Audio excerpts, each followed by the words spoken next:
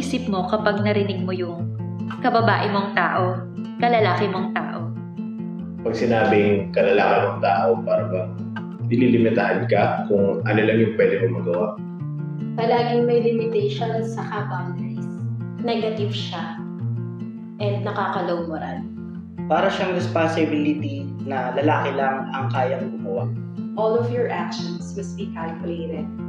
Kapag lalaki ka, dapat kaya mong gawin lahat. Ano nga ba ang Gender and Development o GOD?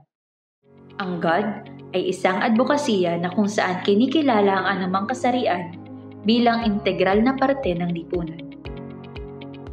Ilan lamang ito sa mga batas na isinulong na sumusuporta sa GOD kung saan layunin nitong hadlangan ang gender stereotyping, gender discrimination, at gender-based violence tulad ng Magna Carta of Women o RA 9710, Executive Order No. 273, at Republic Act No. 11936. Ano-ano ang mga layunin ng GOD at paano ito nakakaapekto sa ating lipunan? Una, ang pagbibigay ng pantay ng oportunidad at patas na pamamahagi ng trabaho sa kababaihan at kalalakihan. Pangalawa, ang pagkakapantay-pantay ng kababaihan at kalalakihan ukol sa representasyon at partisipasyon sa usaping pampolitika.